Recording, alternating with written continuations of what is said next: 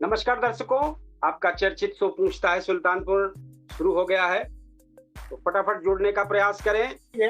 और आज बहुत ही बेहतरीन मुद्दा लेकर आए हैं हम। तो हमारे जो दर्शक हैं, हमारे जो फेसबुक पेज के फॉलोअर हैं, जल्दी जल्दी कमेंट बॉक्स में आ जाएं, ज्यादा से ज्यादा शेयर करें, लाइक करें, कमेंट करें।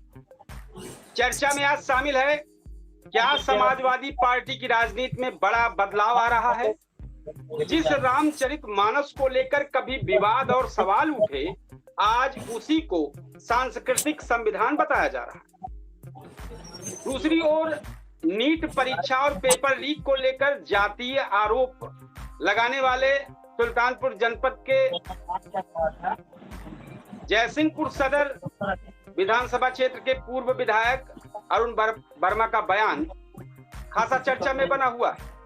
क्या ये वैचारिक परिवर्तन है, चुनावी रणनीति है, या पार्टी के भीतर अलग अलग राजनीतिक संदेश चल रहे हैं? आज इसी को लेकर चर्चा का आयोजन हुआ है और हम चाहेंगे जरूर आप सब इस पर अपनी बात रखें।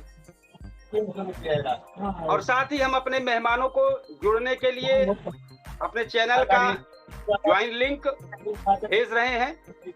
हमारे फेसबुक पेज के माध्यम से, हमारे यूट्यूब चैनल के माध्यम से आप हमारे इस कार्यक्रम में शरीक हो सकते हैं, जुड़ सकते हैं, लाइव कार्यक्रम में भी आ सकते हैं और अपनी बात रख सकते हैं कमेंट बॉक्स में। इस जो चर्चा चल रही है, बदलते लहजों से नियत का पता लगने लगा है।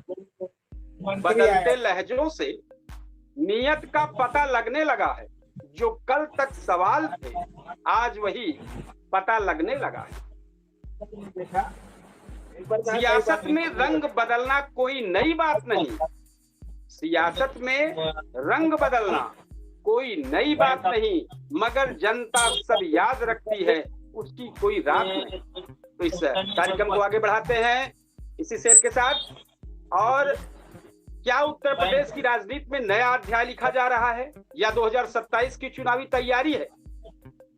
जिस रामचरितमानस को लेकर कभी विवाद हुए, आज वही अखिलेश कह रहे हैं कि सांस्कृतिक संविधान की तरीके से है। ये कैसे बन गया? क्या ये वैचारिक परिवर्तन है, या वोटों का नया गणित, या पश्चिम बंगाल में आया तूफान का असर? एक तरफ सांस्कृतिक समरसता की बात, तो दूसरी तरफ जातीय आरोपों वाली राजनीति।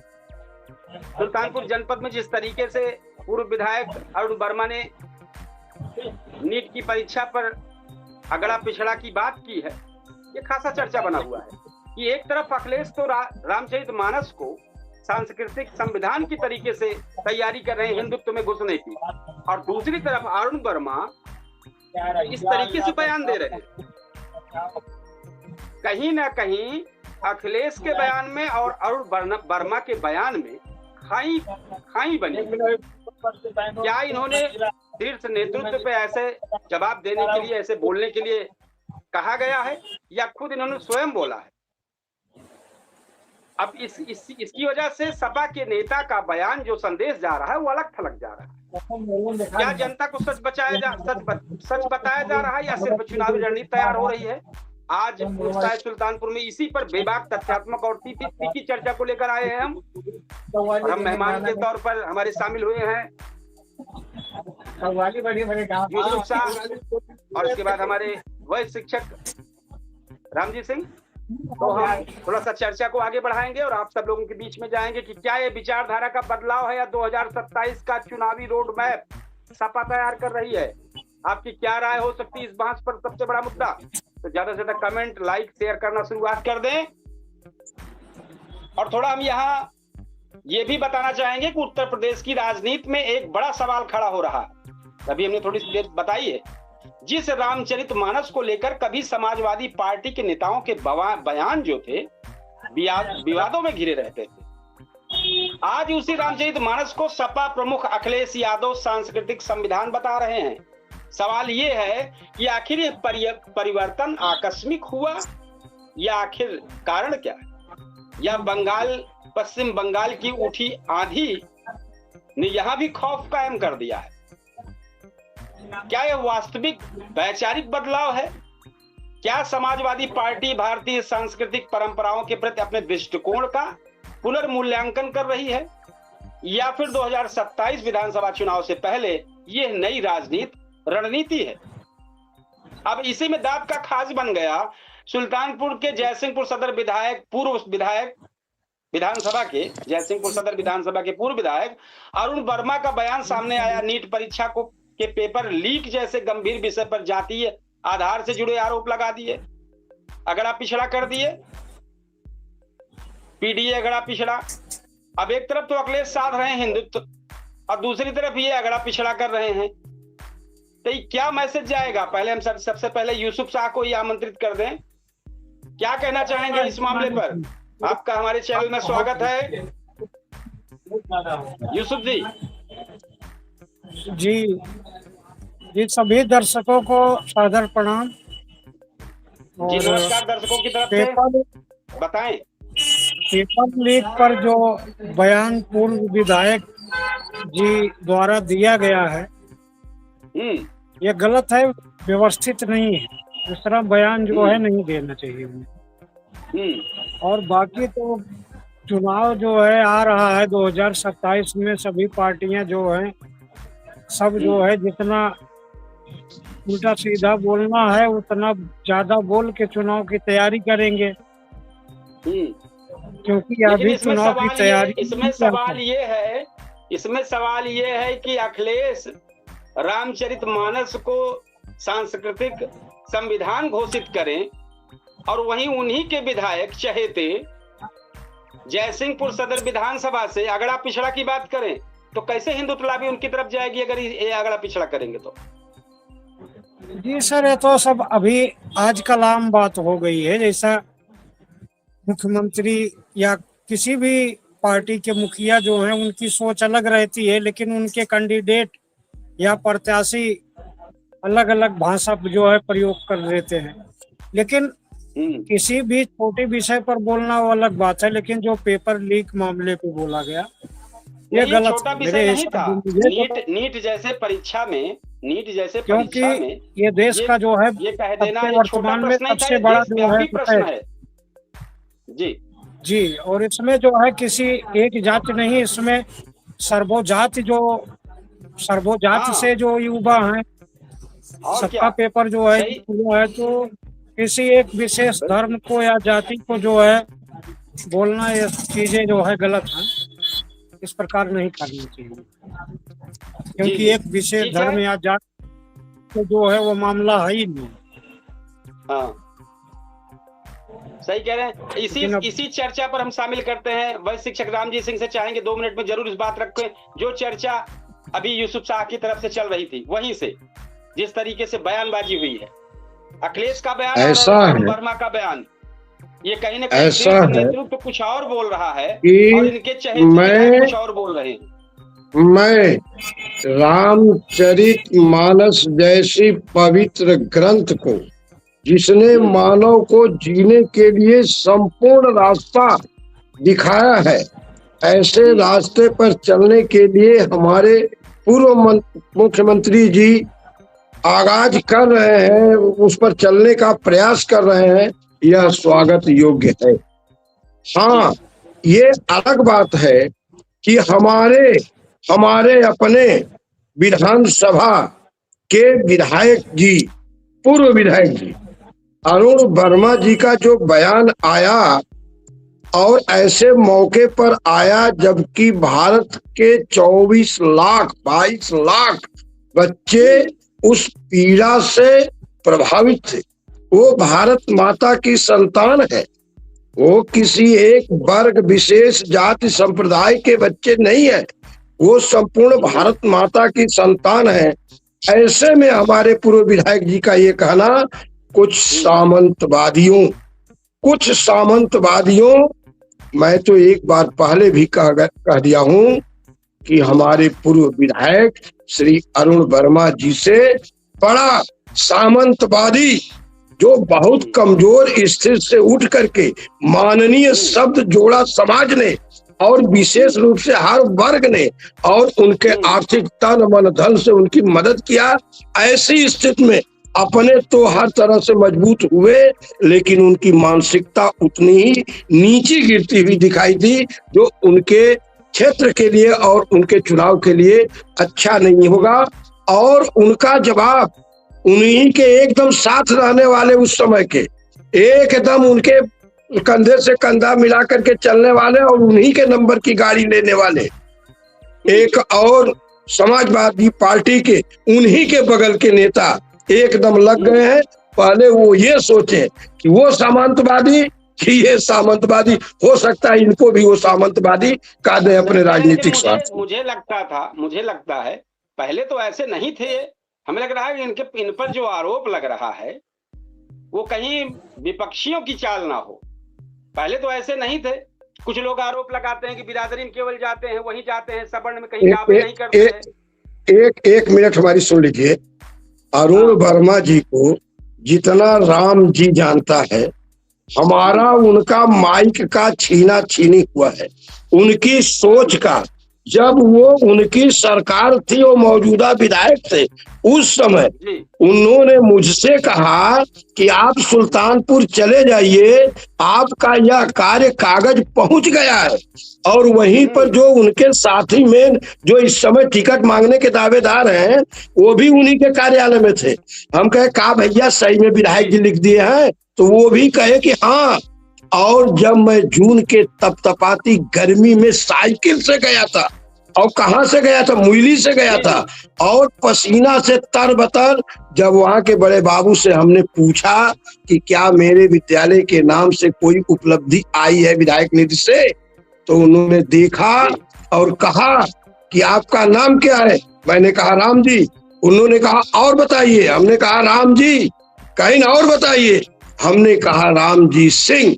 उन्होंने कहा चाहिए आपको नहीं मिलेगा, विधायक जी नहीं लिखेंगे।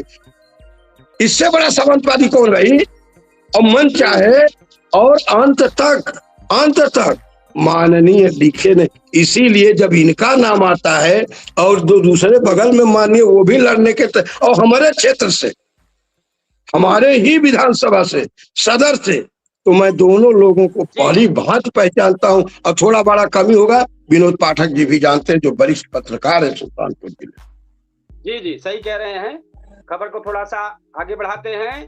कल जिन किताबों पर सवालों की बरसात थी, आज उन्हीं के नाम पर सियासत की नई बात है। ये आज जिस तरीके से चल रहा है, हम थोड़ा सा कार्यक्रम को आगे बढ़ाएं।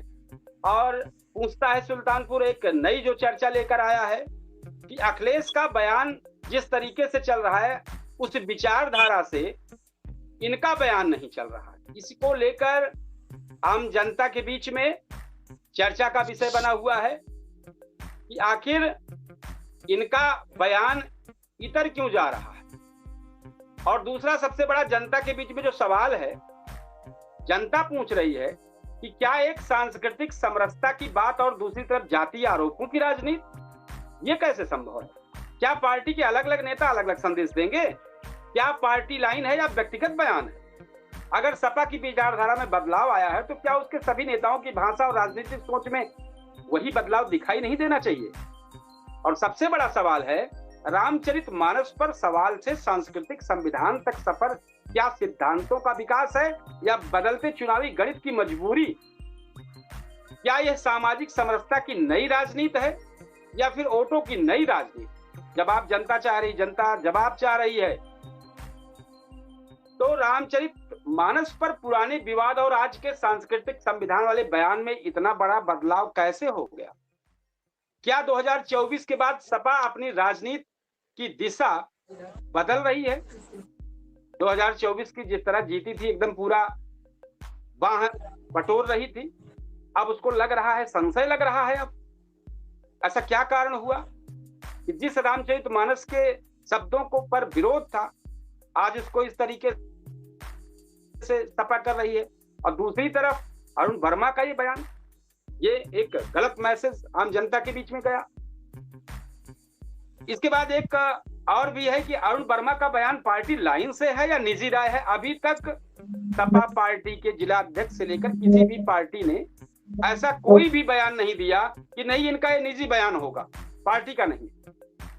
यूसुफ जी कुछ बोले 2 मिनट के लिए, फिर इसके बाद हम अपने वरिष्ठ शिक्षक जी के पास चलेंगे।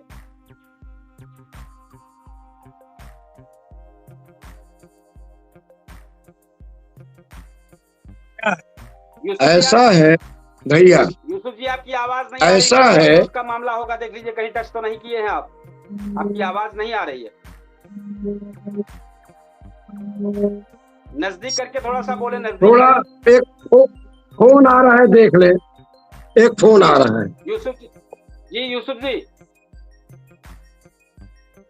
यूसुफ जी एक बार आप, हाँ हाँ बोले, आवाज आ रही, थोड़ा नजदीक हो जाए, कभी कभी नेटवर्क की प्रॉब्लम से आवाज नहीं आती जी। हमारी आवाज जा रही है? हाँ हाँ आपकी जा रही है, मेरी आवाज जा रही है जी। यूसुफ जी आपकी आवाज कि नहीं आ रही है। वोट की राजनीति के लिए, वोट की राजनीति के लिए विपक्ष ही नहीं, पक्ष भी मंथन कर रहा है। अगर चुनाव को जीतना और वोट की राजनीति नहीं करना होता तो आज हमारी मौजूदा सरकार केंद्र से लेकर के प्रदेश तक यूजीसी नहीं लागू की होती, यूजीसी नहीं लागू की होती। ये सबसे बड़ा अखिलेश जी का जो मुद्दा है वो इधर आ रहे हैं, अगर रामचरितमानस की तरफ वास्तव में आ रहे हैं, भले ही वोट के लिए आ रहे हैं, तो वोट के लिए इसके पहले भी बहुत लोग मंदिर और मस्जिद का सहारा लिया है, लेकिन यह सहारा उचित हमें कम लगता है। आप मानवता के आधार पर आइए, आप शिक्षा के आधार पर आइए, आप ईमानदारी के आधार पर आइए, आप समरसता के आधार पर आइए, आप एकता अखंडता के आधार पर आइए, आप क्वालिटी के आधार पर आइए, भारत को आगे बढ़ाने के आधार पर आइए। हार्दिक स्वागत है। सही कह रहे हैं यूसुफ जी, क्या अगर आपको आवाज जा रही है? यूसुफ जी आपको आवाज जा रही है? आपकी आवाज नहीं आ रही, एक बार आप डिस्कनेक्ट होके कनेक्ट हो, फिर शायद आ जाएगी। एक बार आप अपने आप को डिस्कनेक्ट करें और फिर वापसी आप करें, हम आपको जोड़ें जिससे आवाज आपकी आए। तो एक बार हम ये फिर जानना चाह रहे हैं कि क्या अरुण वर्मा का बयान पार्टी लाइन से है या निजी राय है? अभी तक इसके जिला अध्यक्ष या किसी सपा पार्टी ने एक बार भी नहीं कहा कि इनकी ये निजी राय है या पार्टी लाइन। और बिना जांच निष्कर्ष के जातीय आरोप लगाना क्या जिम्मेदार राजनीति है? क्या सपा एक सांस्कृतिक राजनीति और जातीय राजनीति दोनों को एक साथ साधना चाह रही है? ये चर्चा है। क्या 2027 चुनाव इस बदलाव की असली वजह बन रहा है? जी बताएं। असल बात, हमारे पूर्व विधायक जी को आभास हो गया है कि उनको विधायक नहीं बनना है। खेलम न खेले दे खेलिए बिगाड़त, इसलिए वो मात्र अपने इस क्षेत्र की खेल को बिगाड़ रहे हैं। उनका उस दिन का बोलना आम जनमानस को बहुत बुरा लगा। अरे हम लोगों से लोग चर्चा करते हैं, चर्चा का ऐसा नहीं है कि ये जो कार्यक्रम है या किसी की कोई भाषा है उस पर चर्चा न हो। उसी दिन इस पर चर्चा लोग किए थे कि आखिर में भाई ये बात कहे वो, तो हमने कहा कि सिर्फ उनको इस सामंतवादी शब्द के मुद्दे पर राम जी अकेले काफी है। हम शिक्षक हैं। आज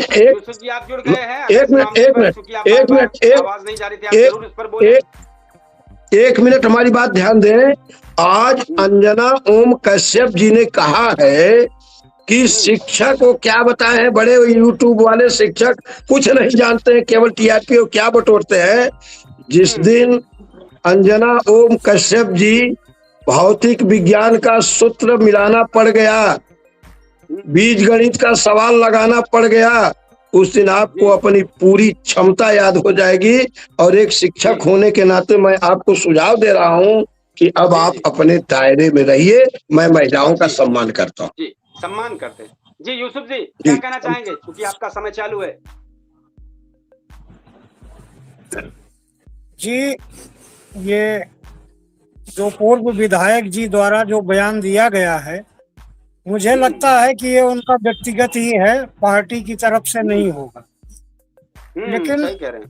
देश में, जनपद में, क्षेत्र में, देश में, प्रदेश में बहुत सारे मुद्दे हैं जिस पर जो है पूर्व विधायक जी को बोलना चाहिए, उस पर तो बोलते ही नहीं। जहाँ बोलेंगे कि ताकि और उस पे बोली नहीं निकलती है। हाँ, तो उस पर बोलना चाहिए जो तमाम जो है जनता की परेशानियां वाले मुद्दे तमाम हैं, जनहित के मुद्दे हैं, राष्ट्रहित के मुद्दे हैं, देश हित के मुद्दे हैं, वो सब पर जो है बोलना चाहिए। क्षेत्र में क्या समस्याएं हैं उस पर बोलना चाहिए। लेकिन 5 साल से चुपचाप बैठे हैं, सिर्फ चुनाव की तैयारी कर रहे हैं, चुनाव का इंतजार कर रहे हैं। तो इस हिसाब से विपक्ष का ये काम नहीं है, न इस हिसाब से चुनाव की तैयारी होती जी।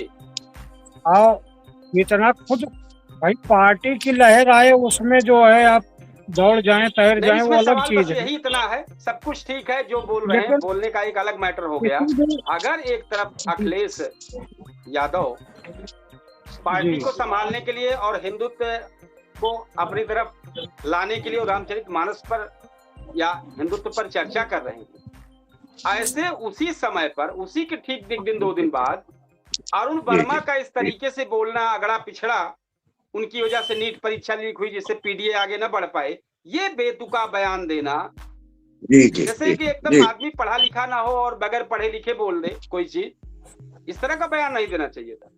हो सकता है किसी वजह से आपको खुंदस अगड़े पिछड़ों की खुंदस हो सकता है कि अगड़े पिछड़ों के आप हिसाब किताब से आगे पीछे की वजह से न्योता हकारी ना करते हो या करते हो, ये सब व्यक्तिगत खुंदस है। लेकिन व्यक्तिगत खुंदस में आप अगड़ा पिछड़ा आके बच्चों के साथ करें, जहां बच्चे किस जात के कौन कौन आ रहे हैं किसी को नहीं पता, उसमें बस आप चमकाने के लिए, जैसे आपने कहा ना, अभी तक किसी मामले पे नहीं बोल रहे थे, लेकिन अनाप शनाप ऐसे ही बोलना शुरुआत कर देंगे क्योंकि चुनाव नजदीक आ रहा है। अब उनको टीआरपी बनाना है क्षेत्र में आके, तो अब ऐसे ही करना, ये गलत है। अखिलेश का जिस तरीके से रामचरितमानस पर सांस्कृतिक संविधान का सफर तय कर रहे हैं, कह रहे हैं, ऐसे लोगों को भी थोड़ा सा बात रखनी चाहिए। जी बताइए यूसुफ जी। जी, जबकि वो तो पढ़े लिखे भी हैं, ये भी नहीं है कि हाँ पढ़े लिखे नहीं है, वो अच्छी शिक्षा भी हासिल किए हैं, उनको ऐसा बयान न... मैं देख रहा हूँ कि 5 साल से सिर्फ क्षेत्र की किसी भी समस्या को जो है वो उठाते नहीं। भाई जो समस्याएं आप ये डीएम साहब को ज्ञापन दीजिए, डीएम साहब को ज्ञापन दीजिए, बहुत सारी समस्याएं हैं क्षेत्र में जी, लेकिन किसी भी समस्या पर उन्होंने उनकी आवाज जो है मुझे नहीं सुनाई दी, या हो सकता है बोले हों। तो बहुत सारी समस्याओं पर ध्यान देना चाहिए। चुनाव लड़ना है तो इस हिसाब से रणनीति और चुनाव लड़ने के लिए तो यह भी जरूरी है कि जिस क्षेत्र से आप चुनाव लड़ते हैं और लड़ भी चुके हैं, तो कम से कम उस क्षेत्र की समस्याओं से जो है अधिकारी को और सरकार को अवगत कराना चाहिए। लेकिन ऐसा मुझे कहीं किसी समस्या पर वो आवाज उठाएं, ऐसा मुझे कहीं नहीं दिखाई दिया है, चाहे या सोशल मीडिया पे या वैसा मीडिया चैनल पे कहीं नहीं दिखाई दिया। तो सब चुनाव तो सब प्रत्याशी जो है विपक्ष के भी सब इंतजार कर रहे हैं चुनाव लड़ने का, लेकिन उनकी आवाज जो है क्षेत्र की समस्याओं पर नहीं सुनाई दे रही। चुनावी फायदे के लिए, चुनावी रणनीति के लिए कुछ भी बोले, लेकिन जो मेन समस्याएं हैं, जो जिससे किसान, कमजोर मजदूर जिस चीज से परेशान हो, कम से कम वो सब चीजें, मुद्दे, वो सब चीजें जो है उठाना चाहिए, सरकार को और अधिकारी को अवगत कराना चाहिए। या पेपर लीक हुआ तो कम से कम इसी मुद्दे पे जो है सरकार को ही घेरना चाहिए, पूर्व विधायक जी को, कि आपके संज्ञान में जो है इतने पेपर हुए और 87 बार लीक हुए, ये सब चीजें बोलनी चाहिए। जो फालतू चीजें हैं वो सब बोल के उससे पार्टी को सिर्फ नुकसान ही होगा, फायदा नहीं होगा। पार्टी के हित में पार्टी के हित में बहुत सारी ऐसी चीजें हैं जिस पर सरकार जो है विफल है, वो सब बोलना चाहिए। सही कह रहे हैं। फिर आपको मौका मिल रहा है, अभी हमारे भाई शिक्षक जी शामिल होंगे। बयानों के सफर में हम अखिलेश के लिए, जो अखिलेश का माहौल चला है, उस पर एक शेर बताते हैं। कहते हैं, बयानों के सफर में कितने मोड़ आ जाते हैं, बयानों के सफर में कितने मोड़ आ जाते हैं। जो कल विरोध में थे, रामचरितमानस की बात हो रही है, जो कल विरोध में थे आज समर्थन में नजर आते हैं। हमारे वरिष्ठ शिक्षक जी, क्या कहना चाहेंगे आप? जो जबरदस्त डिबेट चल रही है पूछता है सुल्तानपुर में केडी न्यूज के डिजिटल प्लेटफॉर्म पर। मैं इस पक्ष में हूं कि यदि मानसिक रूप से कोई भी इंसान तो इंसान, और अगर मानसिक रूप से किसी अच्छे पवित्र ग्रंथ को, किसी भी पवित्र ग्रंथ को जिसमें अच्छी शिक्षाएं दी गई हैं, अगर अपना दिमाग परिवर्तन करके आस्था रखते हुए अगर उस लाइन पर चलने का प्रयास करता है तो मेरी तरफ से उसका स्वागत होना चाहिए। नौटंकी नहीं। अगर वास्तव में, जैसे मान लीजिए किसी विद्यालय में पढ़ाई नहीं हो रही हो, वहां से बच्चे भाग रहे हो, अगर उस विद्यालय का प्रबंधक बढ़िया टीचर ला दे और मेहनत करने लगे तो उसको एक मौका मिलना चाहिए ना, क्योंकि वो भी मेहनत की लाइन में है।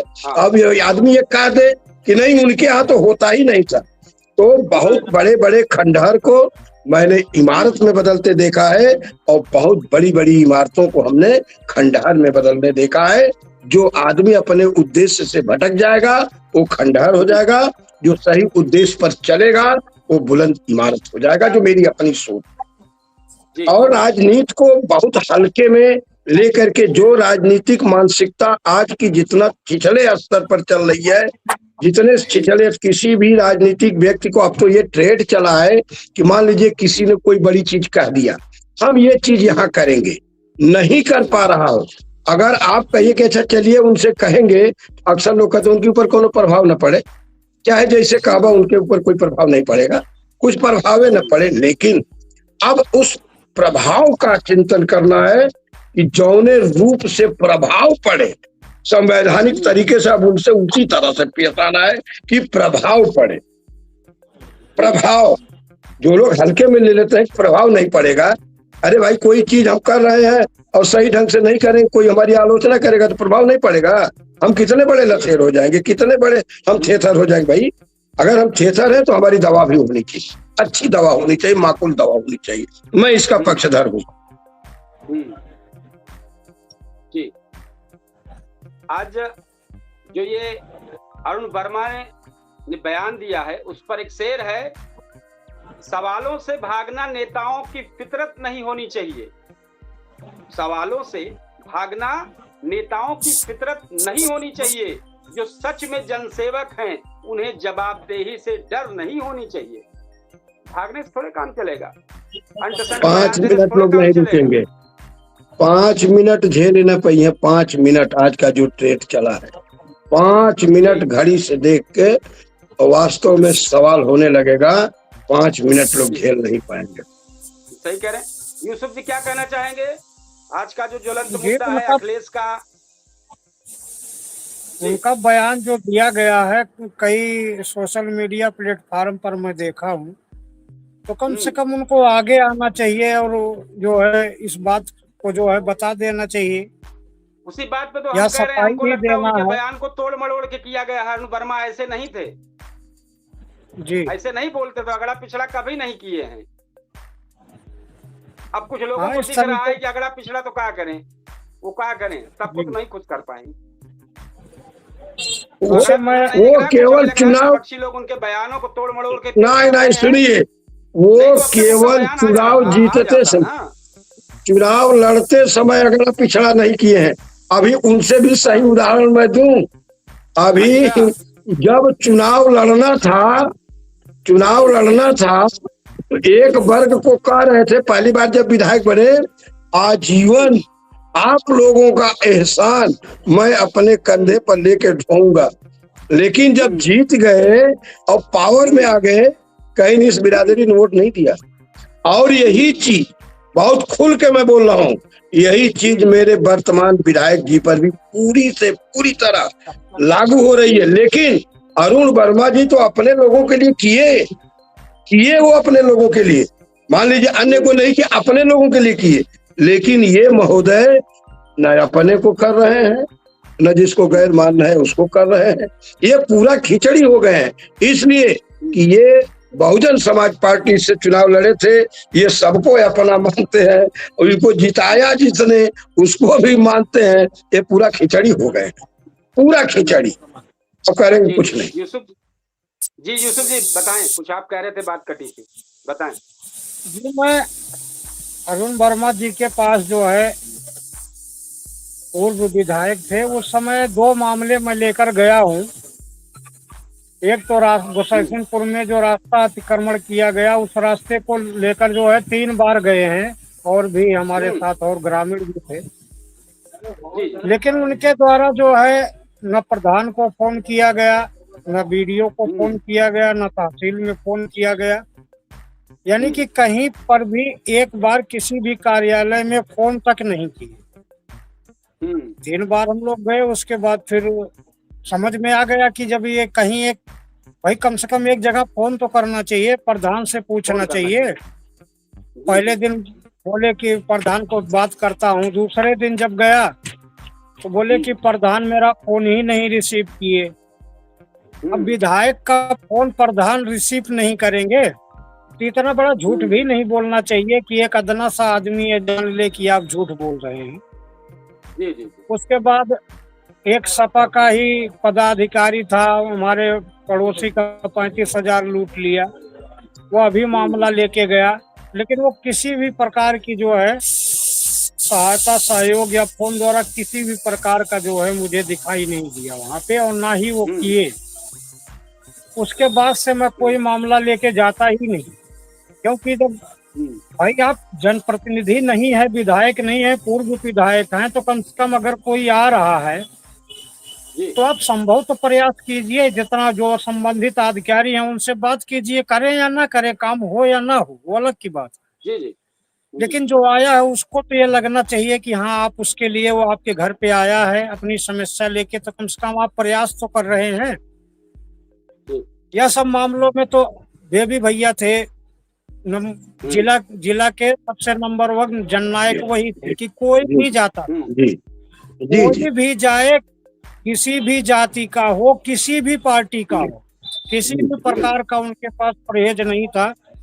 मैं तो ज्यादातर था उनके सामने, उनके जो कार्यालय होता है कई बार रहा हूँ, देखा हूँ कि जितना हो सकता था संभव उतना प्रयास वो करते ही थे, चाहे अन्य पार्टी का, किसी भी पार्टी का, कोई भी जात का, काम हो या ना हो, लेकिन वो प्रयास करते थे। और ऐसा प्रयास करते थे कि शिकायतकर्ता से बाद में पूछते भी थे, भाई मैं तुम्हारे काम की पैरवी किया था, वो काम हुआ कि नहीं।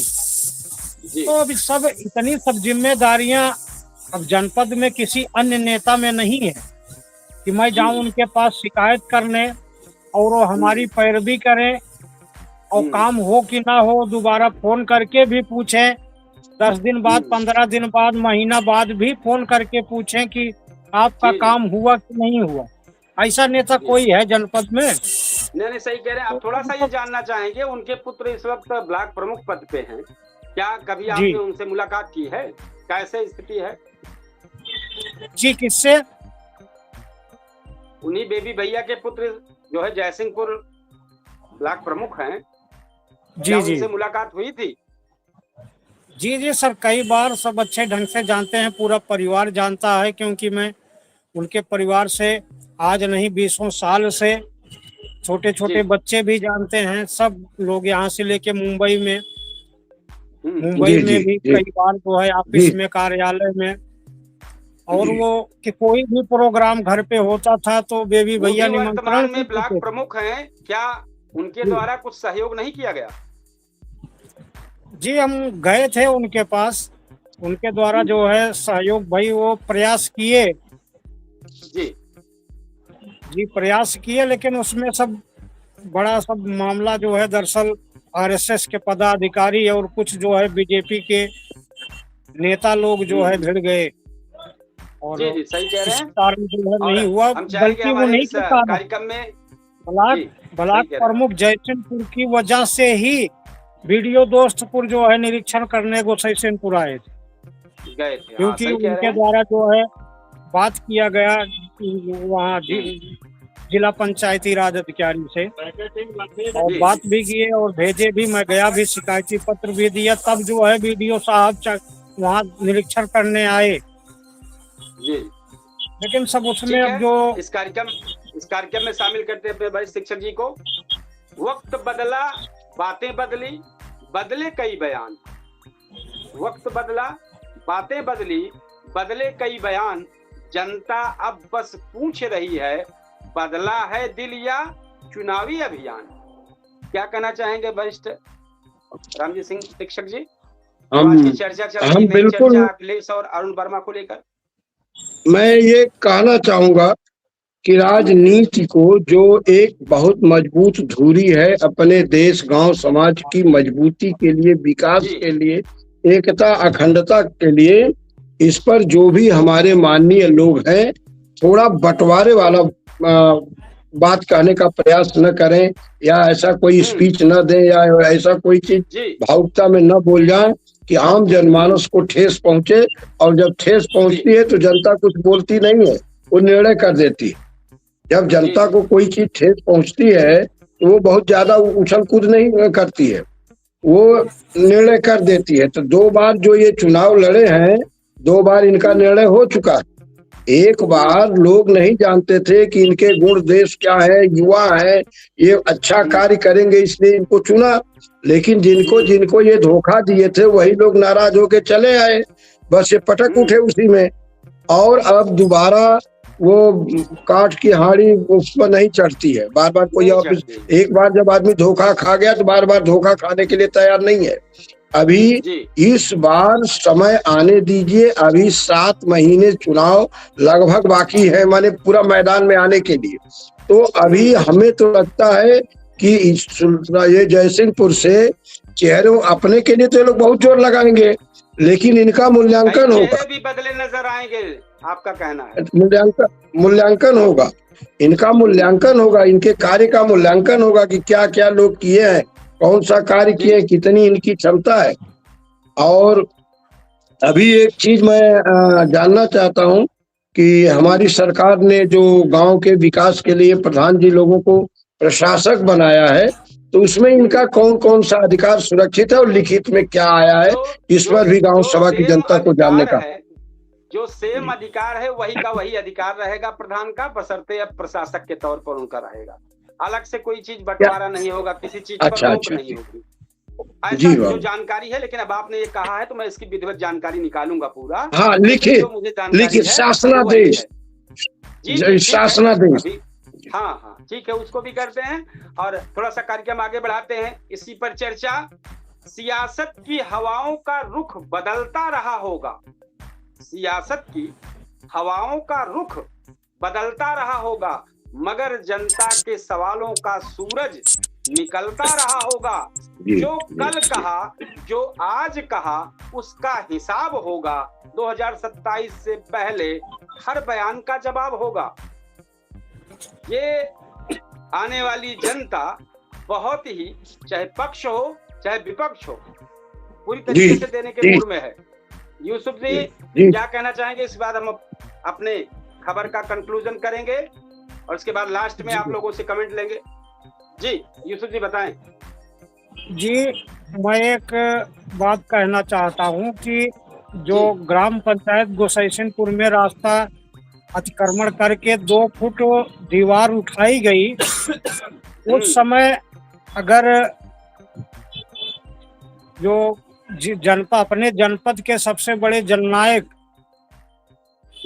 चंद्रशेखर शुक्ला जी, बेबी भैया, अगर उस वक्त होते तो वो दीवार जो है नहीं उठती। अच्छा, किसी कीमत पर नहीं उठती। हमको पूरा भरोसा था कि अगर वो होते, क्योंकि वो रहे नहीं उस समय, लेकिन अगर होते तो वहाँ दीवार जो है वो नहीं उठती। जी, उनके न रहने की वजह से वो दीवार जो है उठ गई, जो 2 फुट रास्ते पर। सही कह रहे हैं आप। तो उनके द्वारा न्याय हमारे गांव में थोड़ा सा वो हम भूल रहे हैं, वो शेर है जी, अपनों ने लूटा गैरों में कहाँ दम था, आपकी किस्ती वहीं डूबी जहाँ पानी कम था। जी, जी। तो आपकी स्थिति वही बनी है, आपके अपनों ने ही लूटा है। और उसमें जो बचे हैं वो सब लोग हाथ लगा दिए जी। ये हाल है। और हम थोड़ा सा आज इस खबर का कंक्लूजन करें और लास्ट में हम चाहेंगे आप लोग 1-1.5 मिनट जो भी बोले बेहतर अच्छा सा जवाब मिले, क्योंकि हम इस खबर का कंक्लूजन कर रहे हैं। 1 मिनट केवल रामचरित मानस सांस्कृतिक संविधान या किसी एक नेता के बयान का 1 मिनट का अभी तक हम लोगों ने जवाब देने में कहीं से कोई कोताही किया है? की तरफ से जवाब बेहतर था, लेकिन हम लास्ट में चाह रहे हैं और सुपर जो भी है उससे और सुपर।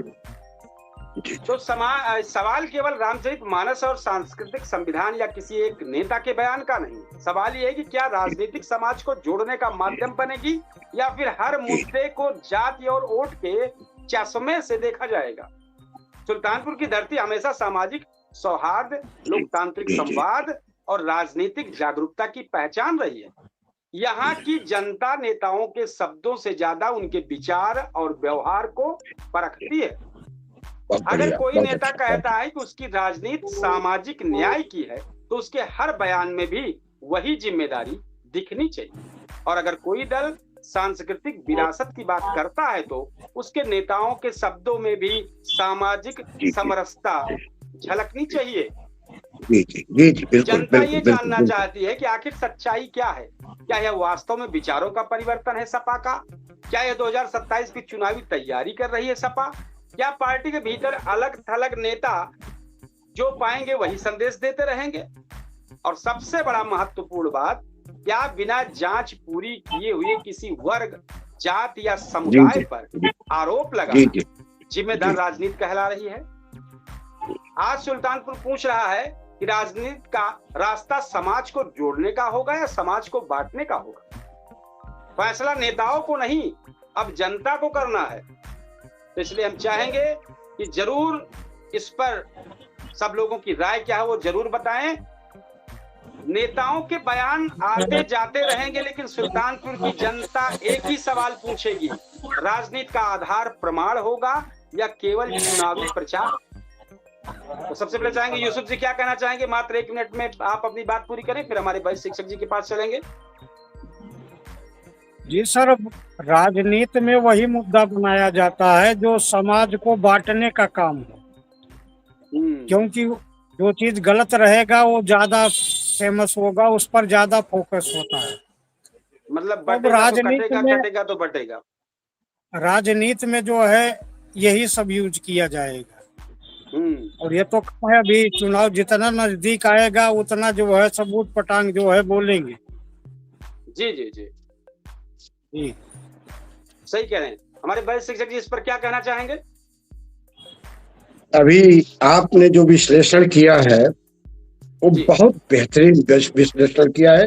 राजनीति का मुख्य उद्देश्य एकता, अखंडता, सद्भावना, सांस्कृतिक विरासत जो हमारी मूल पहचान है, मानवतावादी देश को उच्च स्तर पर ले जाने के विचार रखना, राष्ट्रीय प्रतिभाओं को बहुत आगे ले जाने का प्रयास करना और एकदम शुद्ध वातावरण में ऐसा विचार प्रकट करना जो हमारे राजनेता लोग हैं कि हम वास्तव में सही मुद्दे पर मूल्यांकन कर सकें। और समाज में जो ये एक संदेश जा रहा है कि आप इनको कितना भी कुछ कहेंगे, अगर ये गलत करें इनके ऊपर प्रभाव नहीं पड़ेगा, ये लोग कुछ बेशरम टाइप के होते जा रहे हैं, तो उस चीज को ये लोग आत्मसात करें और इनके ऊपर प्रभाव पड़े, ऐसा ये आचरण करें आम जनमानस में, जिससे आम जनमानस का इनके ऊपर विश्वास बढ़े और लोकतंत्र की मर्यादा जिंदा रहे। हम यही कहेंगे। जी जी बहुत अच्छा, बहुत अच्छा। आज इतिहास के पन्नों में 2-3 चीजें हैं, हम बता दें। 31 मई को इतिहास में कई महत्वपूर्ण घटनाओं का साक्षी बना है। 1921 में आज के दिन महात्मा गांधी ने भारतीय राष्ट्रीय कांग्रेस के ध्वज के संशोधित स्वरूप को आज ही के दिन स्वीकृति दी है। और 1959 आज के दिन तिब्बत से निर्वासन के बाद दलाई लामा को भारत में शरण मिली है। 1911 आज के दिन विश्व प्रसिद्ध समुद्री जहाज टाइटैनिक को पहली बार जलावतरण किया गया था, उसमें भेजा गया था। और 1859 में लंदन में आज के दिन प्रसिद्ध घड़ी बिग बेन ने पहली बार समय बताना शुरू किया था। आज का दिन 1889 अमेरिका में जॉनस्टाउन बाढ़ आई जिसमें हजारों लोगों की जान गई। 2008 में आज ही के दिन धावक एक बोल्ट करके थे, 100 मीटर दौड़ में नया रिकॉर्ड उन्होंने बनाया था। और आज जन्म है 1725, आज का जन्म है भारत की महान लोक कल्याणकारी शासिका अहिल्याबाई होलकर का जन्म। 1819 में आज का दिन प्रसिद्ध अमेरिकी कवि वाल्ट व्हिटमैन का जन्म हुआ है। और आज विश्व तंबाकू निषेध दिवस के रूप में पूरा वर्ल्ड मनाता है 21 मई को। इसका उद्देश्य तंबाकू सेवन से होने वाले स्वास्थ्य नुकसान के प्रति लोगों को जागरूक करना है। तो इतिहास केवल बीते समय का लेखा जोखा नहीं बल्कि भविष्य को दिशा देने का अनुभव करता है। तो कल फिर किसी बेहतरीन मुद्दे के साथ आप सब लोगों के बीच में फिर हाजिर होंगे। आज हमारा अभी चर्चित शो पूछता है सुल्तानपुर केडी न्यूज के डिजिटल प्लेटफॉर्म पर। मैं आपका होस्ट कपिल देव शुक्ल, और मैं अपने दर्शकों से चाहूंगा कि हमारे अवधि तक समाचार को ज्यादा से ज्यादा इसमें प्यार दुलार कमेंट लिखें, ज्यादा से ज्यादा शेयर करें। और हमारे इस पूछता है सुल्तानपुर के कार्यक्रम को जो जबरदस्त डिबेट चलता है, इस पे एक बेहतरीन मुद्दा होता है, उस मुद्दों पर चर्चा होती है और हमारे मेहमान खुलकर इस पर चर्चा करते हैं। हमारे कई बार दर्शक लोग बीच में आते हैं, कमेंट लिखते हैं और उनके कमेंट को पढ़े जाते हैं, उनकी राय पढ़ी जाती है। तो आज हम अपने इस कार्यक्रम का आज यहीं पर समापन करेंगे। कल फिर बेहतरीन मुद्दे के साथ आपका पूछता है बेहतरीन तरीके से फिर आपके सामने हाजिर होगा। तब तक के लिए हम आज विदा लेते हैं आपसे। जय हिंद, शुभ रात्रि।